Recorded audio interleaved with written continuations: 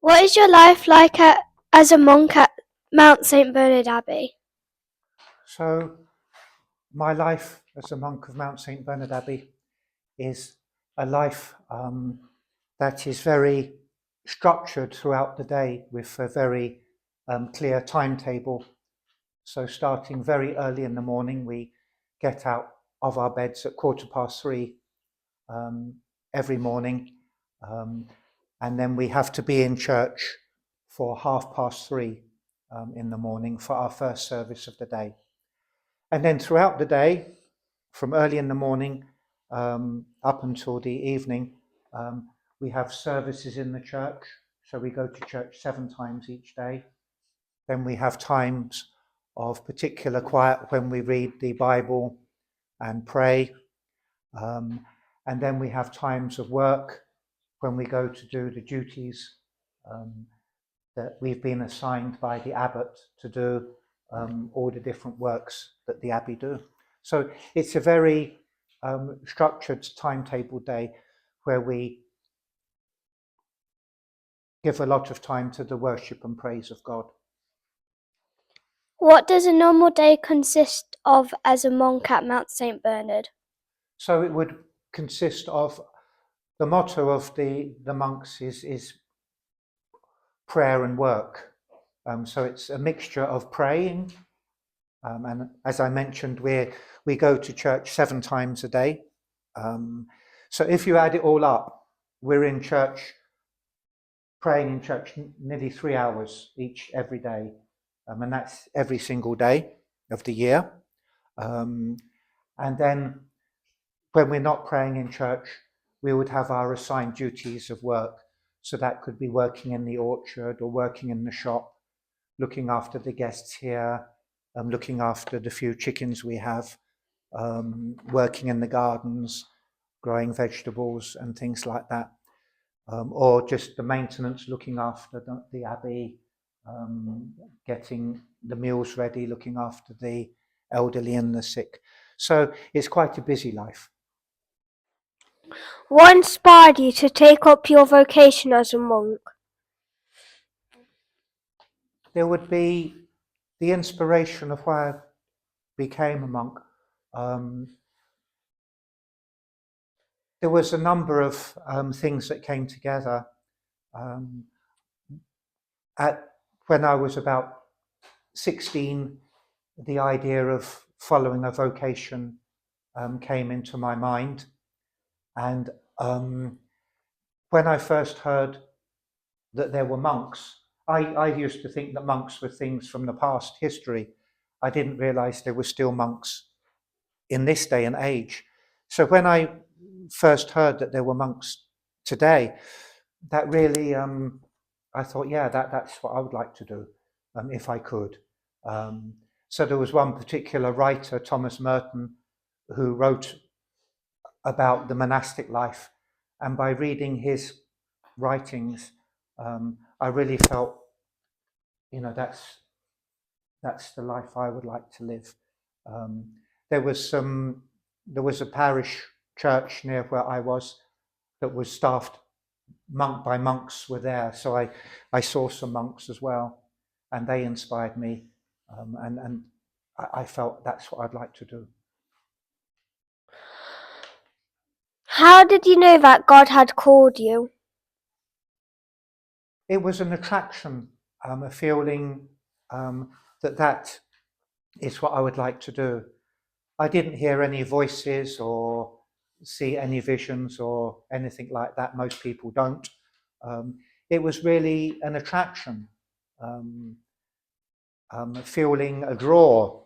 There's something there, and I just felt drawn to it and attracted to it, and it's in that you see the call of God. You see God calling you through normal events. He's not calling you through extraordinary things, but he's calling you through the normal events of your life. And that's how I experienced it, and that's how most monks would have experienced it. What happens once you decide you want to become a monk? So once somebody decides they want to become a monk, it's actually quite a long process. So first they would come and visit here, like you are. They would just come and visit either for a day or a few days and stay in the guest house. And then they would speak to the monk who's in charge of the new monks, called the novice master. And they would come and visit over quite a long period, over the space of a year. They would come to visit. So they may visit 3 or 4 or 5 times. And then if they still want to become a monk, and we think they're suitable to be monks, then they're allowed to come and live with us for 1 month, for 4 weeks, again, to see if this is what they want to do. And it would be only after that would they be actually allowed to join and to join us to be a monk. They begin, their first stage is called a postulant. So they'll be living our life, but they won't have any special religious habit. They'll just be in their normal clothes. And they'll be like that for 1 year. And then after that year, then they receive the religious habit and they become a novice. That's a trainee monk. And you can spot the novices because for the novices, this part called the scapula is white. So if you see somebody wearing a white, you know that's a trainee monk, a novice.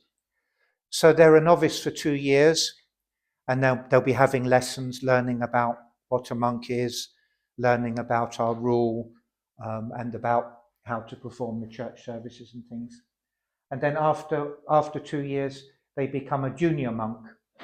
And then this is when they receive this black scapula. And they take their first vows. They make their promises to God. And then they're at that junior stage for another 3 years.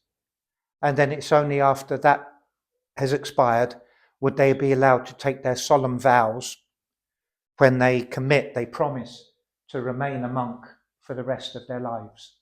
So they've been here at least 6 years when they make that decision. So it's quite a slow process to become a monk. What is the process like to become a monk? Well, all the monks have been through it. It's a very slow process of growing into the life. It's not so much learning about the life, but it's living the life. By living the life of the monk, you become a monk. So it's a very good, thorough process that is spread out over 6 years. But even after 6 years, once you've made your solemn vows, you're still learning all the time. I'm still learning about how to be a monk. So it's an ongoing process.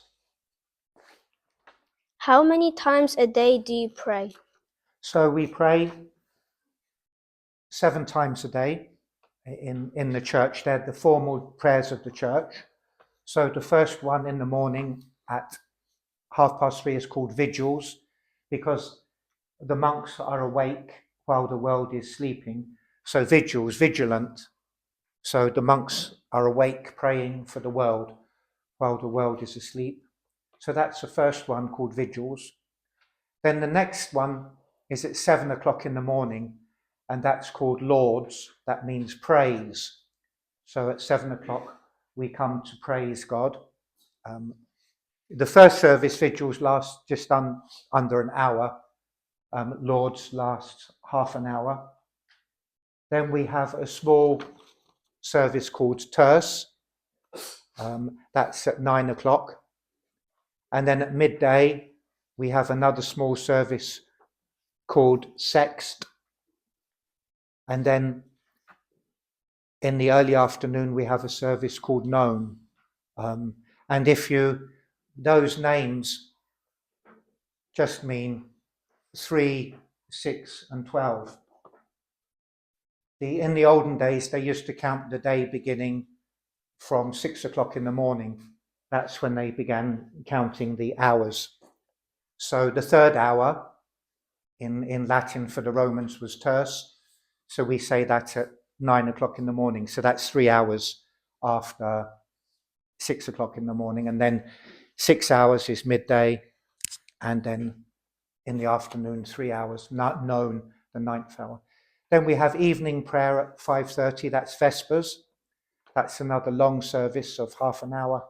And the final service of the day is at Compline, meaning the fullness, complete. And that's at 7:30 in the evening. And then we go to bed after that. So they're the 7 times. And also you'd add to that the Mass, the Eucharist at 8 o'clock in the morning. So we go to church 7 times a day. What is your favorite prayer and why?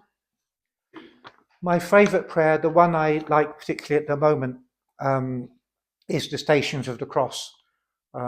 That's my favorite prayer at the moment, because I like thinking about all that our Lord Jesus did for us and his love for us. So by thinking of the Stations of the Cross, I can be reminded of his love for us and what he endured for us. So that at the moment, it changes throughout your life, your favorite prayer, but at the moment, that would be my favorite prayer. What are the positives of living your life as a monk? The positives of living life as a monk is that in living this life, you're always living a fulfilled life. You always are living a life of special significance and value. Because even though to the outside world, our life, we don't achieve much, by praising God and praying to him and performing all the services, you realize that you're living a life that God wants and is pleasing to him. So I think the positive is the fulfillment, that you feel that you are living a life of value. Are there any parts of your life that as a monk that you find difficult? The parts you find difficult, again, would vary throughout your life. When you first join, you can just find the physical aspects of the life difficult, like having to get up in the morning and things like that very early, or not being able to go out into the town and things like that. Other times you can find the monotony of the life hard. It's the same life every day, 365 days of the year. So that just living the same life day after day after day, you can find difficult as well. They would be some of the things that you could find difficult. But I think as all the monks have been called to this way of life, they can accept those hardships, yeah. What is the difference between a monk and a priest? So a monk is a member of a religious order, and so they would live within a community of other monks, and they would live together, and they would follow a particular rule. We follow the rule of Saint Benedict, and they would live the same life within the monastery. Most priests would live in a parish and would run a church and be responsible for looking after the people of the parish. So we as monks don't have any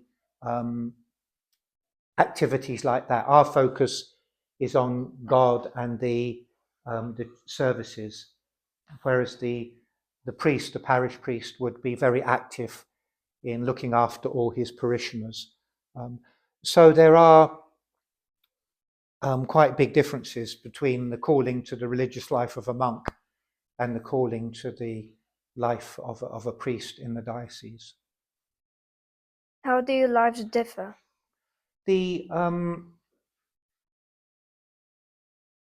I would say the main differences are we live in a community of monks.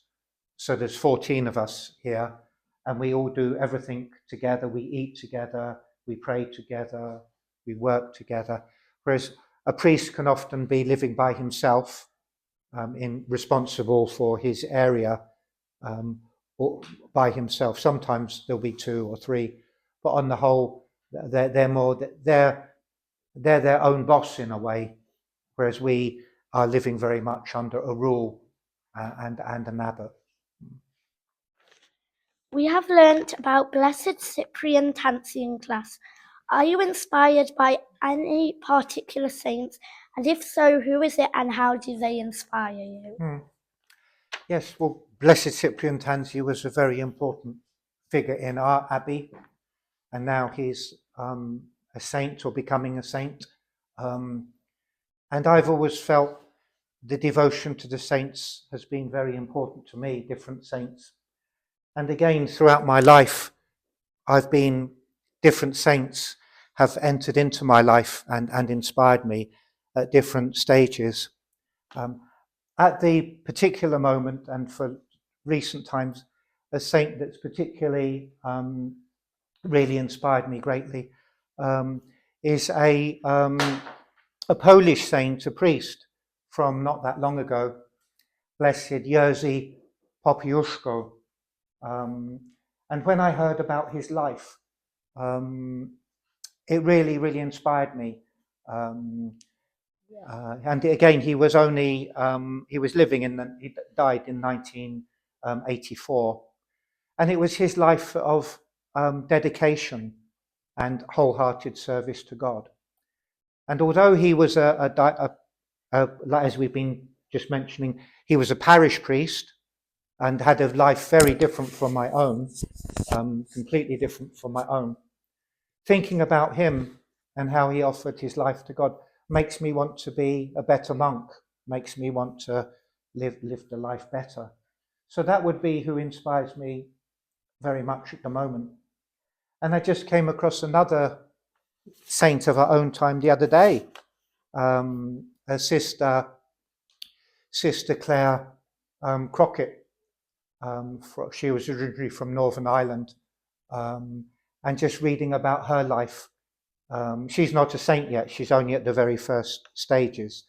But again, I found that really inspirational. But all the saints, and they're different ones throughout my life, Saint Therese of Lisieux, and people like that, have really inspired me. So a whole variety of saints. Is singing an important part of your prayer life? Yes, singing is an important part of our prayer life, because all those services that I mentioned that we do in church 7 times a day, we sing the prayers, mainly the prayers of the Psalms, and we sing them all. Saint Augustine, one of the saints of the early church, said, he who sings prays twice. So we believe that if we're singing our prayers, that they have twice the value. So singing is important. You don't have to, you can just recite the prayers as well, but monks have traditionally singing's always been important to them. Even if they may not be very good singers, they still try to sing all the prayers. That's important. I remember you having cows. Yeah. I don't think you have cows anymore, do you? No. We used to have 120 cows, quite a big herd of cows, black and white cows, and they were milked twice a day for the milk. But it was very hard to continue doing that, especially to make money doing that. So 6 or 7 years years ago, we took the big decision that we would no longer have any cows, and we would sell them, and we would start a new work rather than farming. And that was it was a very big decision, because the Abbey for nearly 190 years has always had cows. So to sell them and to see them go was very difficult, especially for the older monks who'd worked with the cows and things. They were crying, on the morning that the cows were sold, because they really missed working with them. So when they'd gone, we had to find a new type of work. And the one we decided on was to be brewing beer, to have a brewery and to make beer. And one of the reasons for that was monks have always traditionally either made wine or beer. So we went to brewing beer, and that's been going now for about 5.5 years. And that's going very well. It was a complete new endeavor for us, but thank goodness it's been very successful, and we make the beer and people are very happy, and that they come and buy it, and that helps support, because we have to earn our own living. We don't receive any money from the state or the government, so we do have to earn our own living. So that was the reason why you went ahead with brewing beer. Yep. In order to be sustainable Absolutely. for the monks that were living here Exactly. at the time, and to keep the upkeep of the building and everything like that. Because children, obviously, there's electricity bills to pay, there's walls to paint, there's carpets to hoover, no doubt. Yes, there's food to cook, and if the monks living here don't earn any money, how are they going to get all of those things unless they find a business to run? So that sounds like it was a really positive move. So in doing that then, Father Joseph, did you then obviously would have had to have learned a new skill? Yeah. Was that you, or personally, or was that some of the other monks? Or it was I was involved in the beginning. Then it was Eric was in charge, and he asked me and another monk if we would like initially be on a team just to do some research. So we went to visit our brother Abbey's in the Netherlands and Belgium. We went to visit who have a long tradition of brewing beer. So we went to see how they do it, and got a lot of help from them. And also some local breweries also helped. We went to work at the Charnwood Brewery in Loughborough, just brew with them to see it. So we did have to learn. Then another monk, we purchased a very small brewing kit of 20 litres, and he was the one who really did a lot of training on that, doing that. So we were all starting from zero to learn this, yeah. And do you find then that with that business you've made enough money to be sustainable for your monastery moving forward for the future? Yes, yeah. It's one of the, we haven't, it would be, there's like a few sources of income, and the brewery is really contributing to that very well, yeah. It's fulfilling what we hoped it would do, yeah. And we're happy with it. Children, what do you think about Father Joseph's commitment?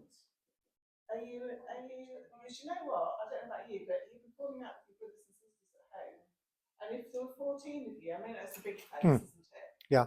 Do you always get on with each other? No, I mean, I think that's a good example of family life. I mean, it's exactly the same, that there can be tensions and conflict, and you can fall out sometimes, and there can be arguments. It would, in a way, it'd be unnatural if there weren't. So yeah, so we have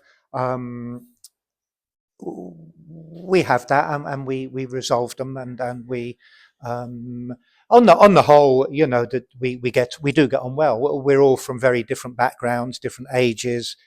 We're very, very diverse group of people, but we all do. I suppose what unites us is our common thing. So we do get on well. But yeah, there can be difficulties, and some you're closer to than others, and things like that. And do you all have a favourite job? I mean, like for instance, do you take turns and say cooking? I mean, like, if in my house, if it was say my son's turn to cook, let's say, we'd be like, oh, do you have, is somebody like, I don't know whether some of you be watching I'm a Celebrity, you know, they take it in turns to who's going to be cooking. I mean, do you take it in turns, and do you think to yourself, oh, that's my preferred? Yeah. You know. One, when you get your job, I mean, the abbot tells the monks, you know, will you do this? This is your job. And that could be, you may be doing that just for a year, or you could be doing it for 20 or 30 years, depending on the thing. So you do have favorite jobs. One of the things, you know, you were asked about in the novitiate and the training of the monks. One of the things for training of the monks for those first 2 years is that you never, from day to day, you never know what you're going to be asked to do. So the novice master could say, clean the corridors, go and work in the garden, go and do packing in the brewery, something different every day. And that trains you to, in a way, be happy doing whatever you're asked to do. So although we definitely have favourite jobs, I have favourite jobs and other monks do, and we do take it in turns, like those duties and things of cooking and things. We try to be flexible as well. But yeah, I mean, I quite like, I'm one of my other jobs is looking after the water system of the Abbey, the plumbing, and I quite like that actually. Yeah, I'm doing that. I do like cooking. I do the bread for the Abbey, so that's my favourite job. Yeah, yeah. Mm-hmm. Thank you so much. It must be busy when you're first entering into the monastery to leave your family. Mm-hmm. Are you allowed out to visit them? Are they allowed to come and visit you? They would, on the whole, they would come and visit you. We wouldn't normally be allowed to go and visit them, so they come and visit, and they can stay in this guest house here, and they can come and stay for a couple of times a year and stay for a few days, or they can just come for the day if they live close by.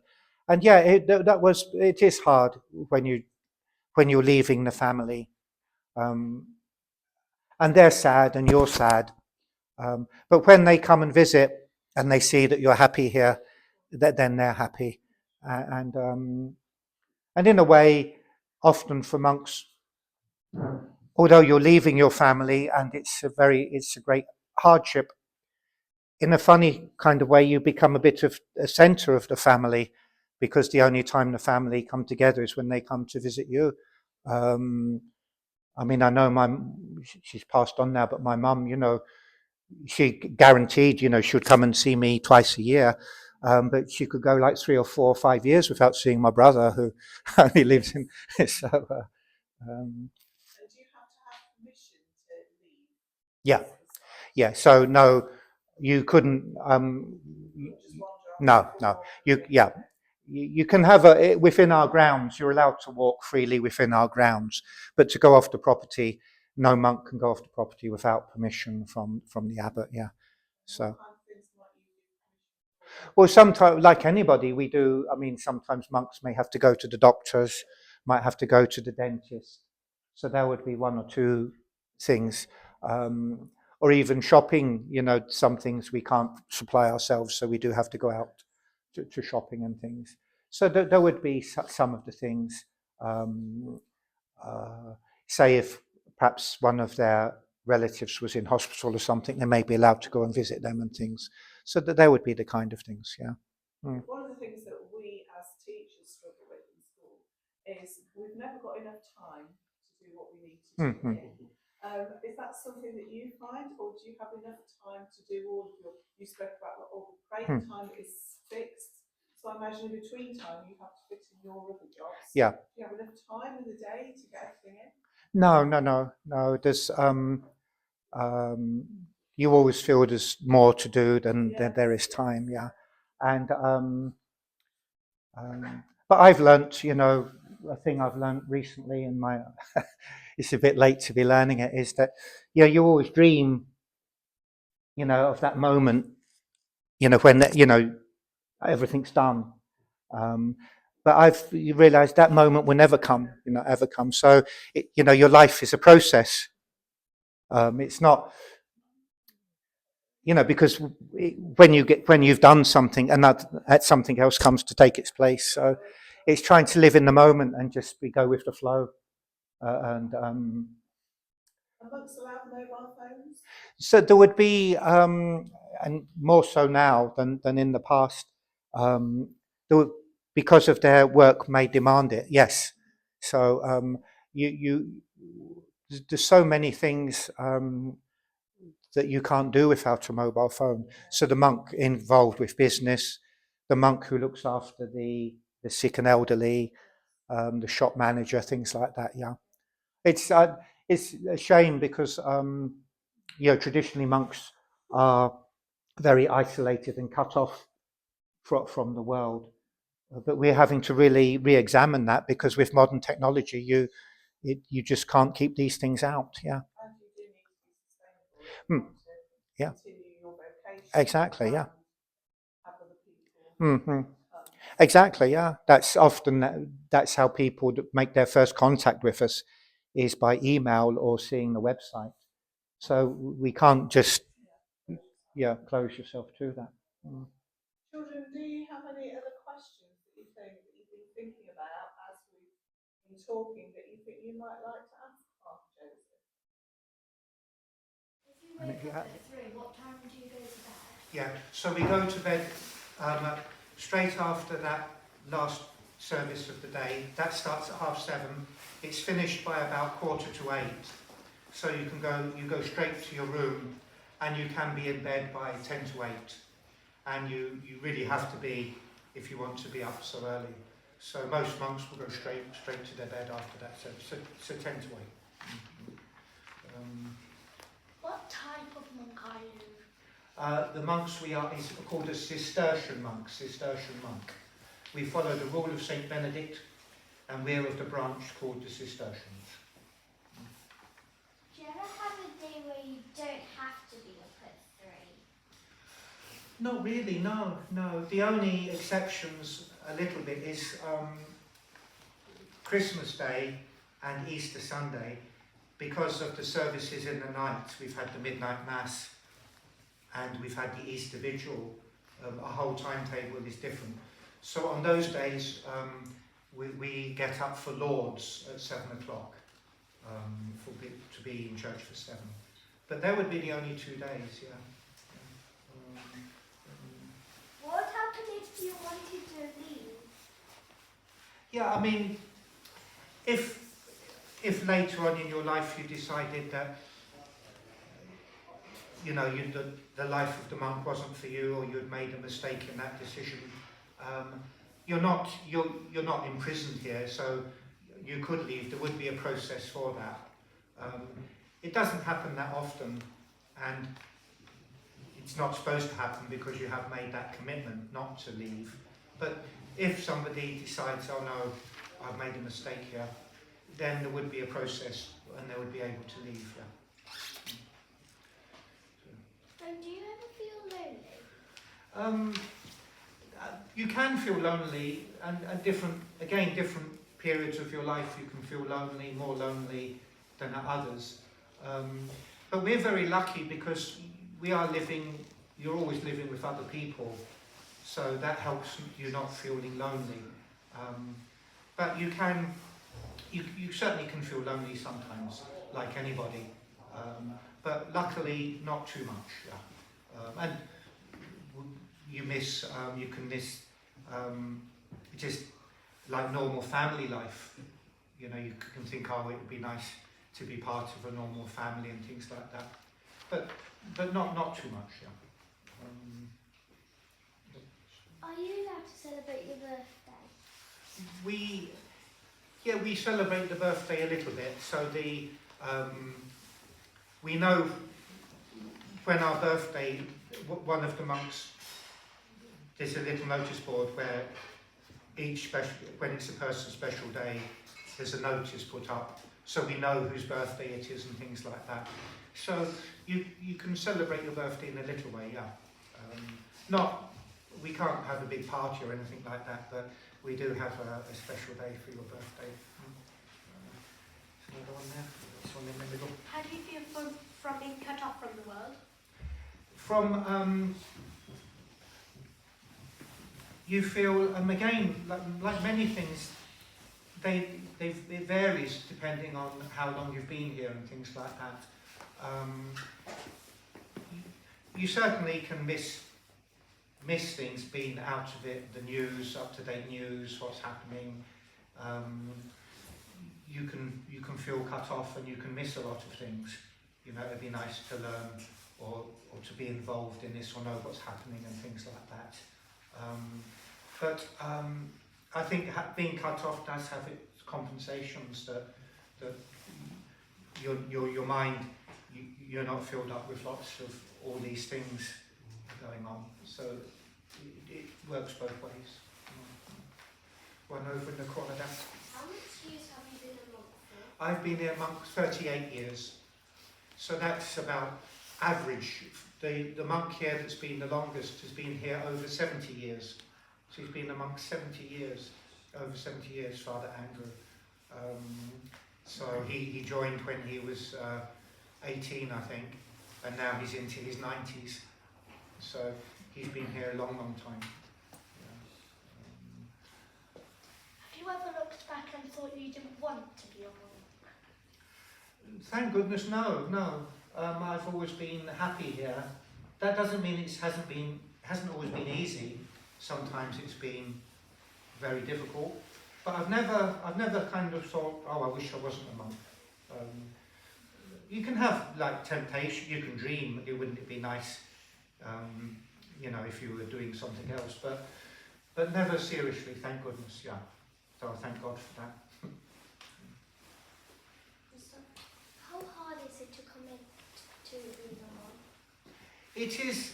It's a big decision, and it is hard because you're weighing up. You know, do I really want to do this? What if I've made a mistake? What if I become a monk and I don't like it? So it's a hard decision. But in all our lives, like when you're getting married and things, you're weighing up. You know, should I or shouldn't I, and things like that. So it's very similar. But the attraction, just as in marriage, the attraction's more powerful. And so, and the actual process, you know, it's adaptable for everyone. It's not particularly, it's not hard becoming a monk. You know, any normal person could become a monk, but it's more the decision. What did you do in your years of training to become a monk? So we had a lot of lessons about the rule and the constitutions and the church services, learning them, and the history of the Abbey and the history of monks. So we learnt a lot. But the main way you learn is just by living the life, by copying the other monks. So it's really living the life is the main way of learning about it. But we certainly had lessons as well for a good number of years. Yeah. Is your ordination the same as the ordination of a priest? It is, yeah. So if not all the monks are ordained priests, so the ones that would be ordained priests, they may have to do extra studies in order that they've completed all the right studies. Yeah. So you would do extra studies to cover that. Right, one more myself. How old were you when you became a monk? I was, when I entered, I was 24 years old. I'd been thinking about it since about the first kind of idea, the tiny spark of an idea, came when I was about 16. But then it grew. Then I seriously thought about it when I was 18, and then I did write to here, but it took a number of years before I was ready to join, so I came when I was 24. So how old is the youngest monk? The youngest monk here now is not that young. It would be Brother David, and he is he'd just be beginning into his 30s. Yeah. So I mean that's young, but really we need more. And he would be the only one. The next one up above him would be in his 50s. So we definitely need for the monastery to survive, we need more younger monks joining, more people coming in their 20s and things. I mean, there's no people can come to start to be a monk at any age. I mean, they have to be over 18 or over 21, but there's no, they can come when they're older, but we do need more monks. You know, God's working miracles every second. You know, the fact that we all woke up, we're all healthy, we've all come here. You know, God is really active in our lives, but we're insensitive to it. And if we sensitize ourselves to that, we realise that miracles are happening every minute. And I suppose your way of life gives you the It does, opportunity it does. to actually find that sometimes Exactly. also. Exactly. It's We've got in a way, we've got the space to Absolutely. develop that. And I think what's interesting that kind of parallels with that is when we talk to our children in school about what they'd like more from their own worship, one of the things that came strongly from their voice was times of silence, times of reflection. Yeah. And what you talk about is really powerful there. It's in sometimes the moments of silence that you actually find God more. This is true. Really, really interesting. Thank you. Thank you